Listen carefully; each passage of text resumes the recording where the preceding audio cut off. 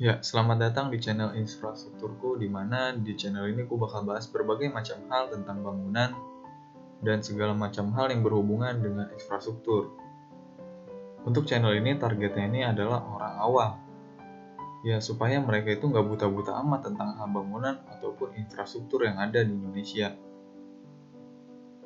Dan target utamanya itu bukan orang-orang yang sudah ahli di bidang bangunan ataupun infrastruktur.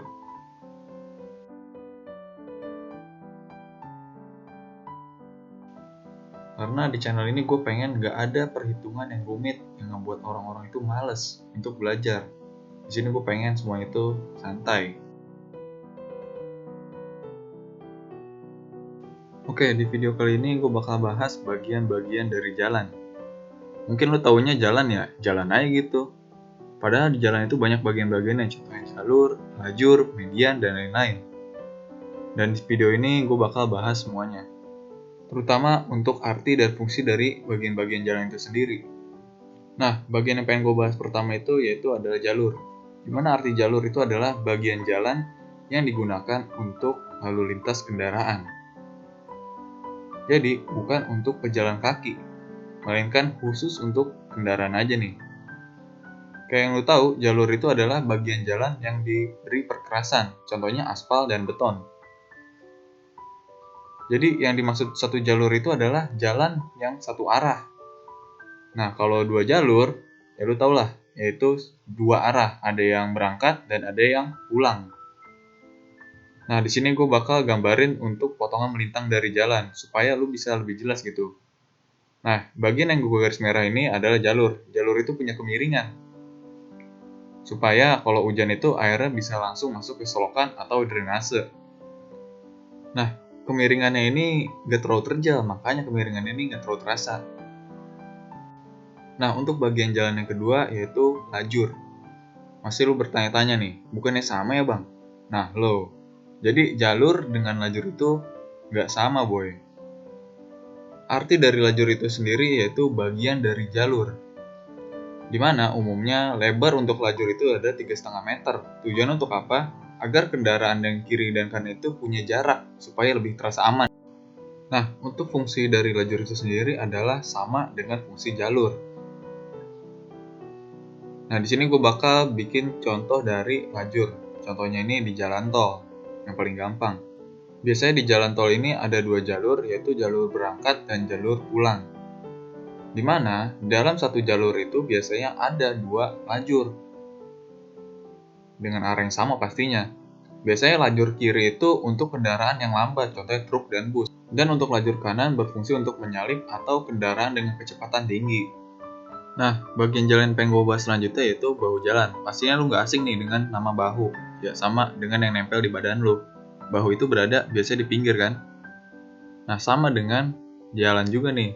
Bahu jalan juga berada di pinggir. Contohnya gue bakal gambar di potongan melintang. Nah, bagian yang gue tandai dengan garis biru ini disebut dengan bahu jalan. Di mana bahu jalan itu punya kemiringan yang lebih besar dibandingkan dengan jalur. Nah, di sini gue bakal kasih tahu salah satu fakta dari bahu jalan, yaitu tempat di mana sering terjadi kecelakaan, contohnya di jalan tol. Kenapa bisa sering terjadi kecelakaan? Karena banyak orang ini nggak tahu fungsinya, walaupun ada yang tahu, biasanya ada yang nakal, dan alasan itu biasanya buru-buru. Salah satu cara mencegah kecelakaan di bahu jalan yaitu lo tahu fungsi dari bahu jalan. Salah satunya yaitu tempat berhenti kendaraan saat darurat. Di mana saat darurat yang dimaksud itu adalah kendaraan lo mogok, atau supirnya itu kurang fit gitu badannya karena mual atau sakit aja. Nah, fungsi yang kedua yaitu jika terjadi kecelakaan antara dua pengendara atau lebih, maka disarankan kendaraan tersebut harus dipindahkan ke bahu jalan supaya nggak terjadi kemacetan gitu. Fungsi yang ketiga yaitu tempat di mana beberapa kendaraan boleh lewat, contohnya kendaraan polisi, pemadam, atau ambulan. Karena kendaraan-kendaraan di atas ini sifatnya darurat, jadi ya bolehlah harus buru-buru. Dan fungsi yang keempat yaitu tempat untuk menghindar dari kecelakaan. Nah, kok bisa bang? Gimana caranya? Nah, di sini gue bakal contohin di jalan dengan dua jalur, di mana jalur pulang dan pergi. Contohnya di sini gue ada kendaraan contohnya truk lah gede, dan di belakang itu ada motor. Nah, si motor ini pengen nyalip truk yang lambat ini. Tapi di arah berlawanan ada mobil yang cukup besar yang melaju dengan kecepatan yang cukup tinggi. Nah, kalau si motor ini tetap nyalip truknya, bakal terjadi kecelakaan. Nah, kalau ada bahu jalan, si mobil ini bisa langsung banting setir atau belok ke bahu jalan. Jadinya kedua kendaraan ini bisa selamat. Nah, di sini gue juga pengen ngasih tips untuk penggunaan bahu jalan supaya lu aman. Contohnya di jalan tol. Kenapa gue kasih tips ini? Karena banyak banget orang yang melanggar. Kebanyakan pengendara ini menggunakan bahu jalan untuk nyalip kendaraan di depannya. Padahal ini bahaya banget. Dalam beberapa kasus, padahal lu bener nih dalam menggunakan bahu jalan, tapi lu belum tentu selamat. Bisa-bisa juga kecelakaan. Nah, contohnya ini nih. Misal gue ada jalan di jalan tol. Nah, di sini mobil biru ini ceritanya mogok dan dia berhenti di bahu jalan. Nah, itu betul dong. Tapi, jika di belakangnya itu ada truk yang cukup gede, nah truk ini lambat. Di belakang truk ini ada mobil yang pengen nyalip. Kalau dia maksa, bakal terjadi yang namanya tabrakan atau kecelakaan. Nah, biar hal itu nggak terjadi sama lo, di sini gue pengen kasih beberapa tips. Kalau kendaraan lo bermasalah atau supirnya kurang fit, disarankan penumpang dan sopir ini harus berada agak jauh dari mobil yang berada di bahu jalan. Nah, biar gampang di sini bakal gue gambarin. Misal di sini gue buat jalan dan di samping ini ada bahu jalan, dan biasanya di jalan tol ini kan ada rumput-rumput ya. Nah, misal mobil lo mogok, nah ini penumpang dan sopir ini diharapkan bisa menjauh dari kendaraan dan disarankan mobil itu parkir setengah dari bahu jalan dan setengah itu di rumput supaya orang yang nyalip ini masih bisa lewat lah. Atau lu bisa pakai segitiga pengaman. Biasanya ini warnanya merah. Atau lu bisa pakai sesuatu yang mencolok agar mudah terlihat. Contohnya misal lu kendaraan lu itu mogok. Nah, lu bisa pasang segitiga pengaman nih. Di mana masangnya? Ya kira-kira kurang lebih 25 meter di belakang kendaraan lu yang mogok. Supaya pengendara lain itu nggak kaget. Nah, untuk bagian jalan berikutnya yaitu trotoar. Ya, lu udah tau lah ya kalau ini. Yaitu jalur pejalan kaki yang dihususkan untuk pejalan kaki. Dan ini penting banget.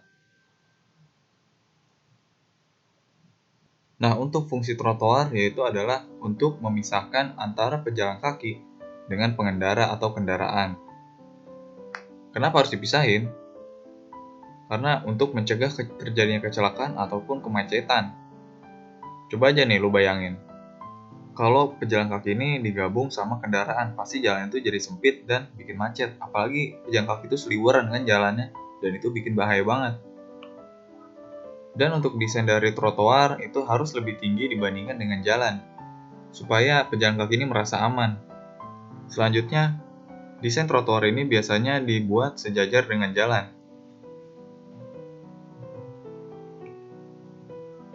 Dan juga biasanya trotoar ini dipasang di kiri kanan jalan, yaitu secara berpasangan.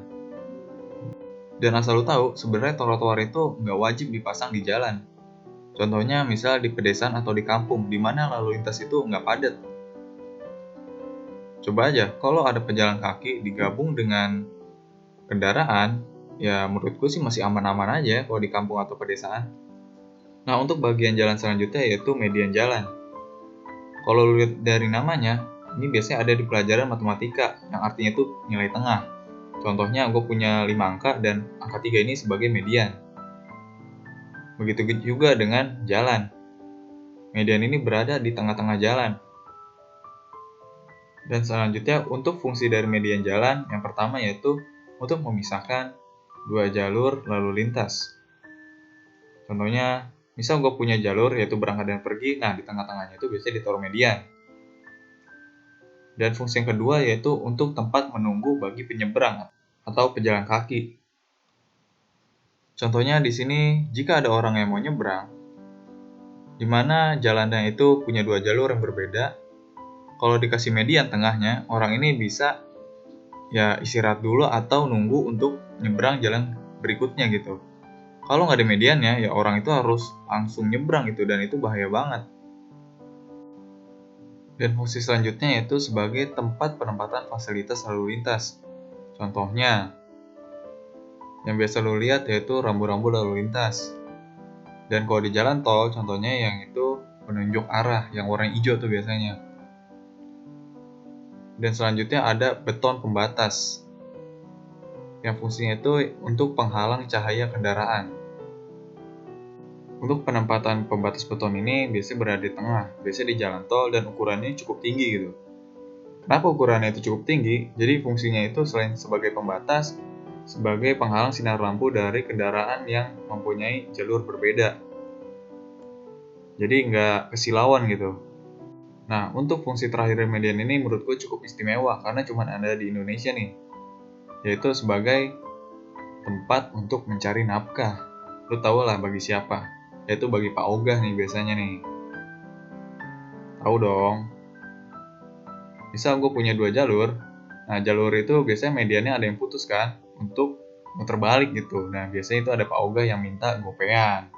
Dan menurut gue itu oke-oke aja sih. Dan untuk desain dari median jalan itu diharapkan mencolok ya. Kenapa harus mencolok? Karena agar mudah terlihat gitu oleh pengendara. Kalau nggak kelihatan kan bahaya kan.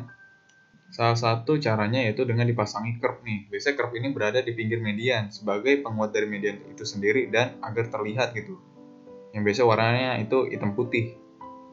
Nah, untuk bahasan yang terakhir di sini yaitu gue pengen bahas drainase atau bahasa gampang ini selokan. Dimana kalau digambarkan secara potongan melintang, biasanya itu ada di kiri kanan jalan. Ya, yang biasanya lampung air nih. Dan fungsi utama dari drainase itu untuk melindungi jalan dari genangan air. Karena biasanya di Indonesia itu jalan belum 2 tahun aja bisa udah pada rusak. Karena kenapa? Karena drainasenya itu buruk gitu. Makanya itu, kalau mau jalannya awet ya jangan buang sampah sembarangan gitu. Ya itu sih kalau mau jalannya awet ya. Nah, untuk bentuk-bentuknya itu sendiri ada banyak nih. Ada yang persegi panjang, trapesium, ada yang lingkaran juga. Sesuai kebutuhan ya biasanya dipilihnya. Dan ini biasa terbuat dari beton yang dicetak. Atau alternatif lainnya itu biasanya di kampung-kampung itu drainase ini dibuat dari pasangan batu kali gitu. Dan sebenarnya untuk drainase ini sendiri bisa loh nggak dipasang. Pasti lu bertanya-tanya, lah emang jalannya nggak rusak bang? Katanya untuk melindungi jalan. Ya ini drainase bisa nggak dipasang di lokasi-lokasi tertentu aja. Contohnya kayak di pegunungan atau perbukitan. Kenapa bisa gitu? Karena jalan-jalan di perbukitan itu biasanya menanjak atau menurun dan berliku-liku kayak gini nih. Kalau gue gambarin potongan melintangnya, nah biasanya kan di perbukitan itu jalannya itu agak miring ya. Yang di sampingnya itu biasanya ada pembatas. Nah kalau jalannya kayak begini, ya air otomatis bisa ngalir dong tanpa ada yang namanya drainase, yaitu dengan cara memanfaatkan gaya gravitasi. Oke, segitu aja untuk video tentang bagian-bagian jalan dari gua. Semoga lo itu paham dan harusnya udah dapet nilai 100 ya, udah oke lah.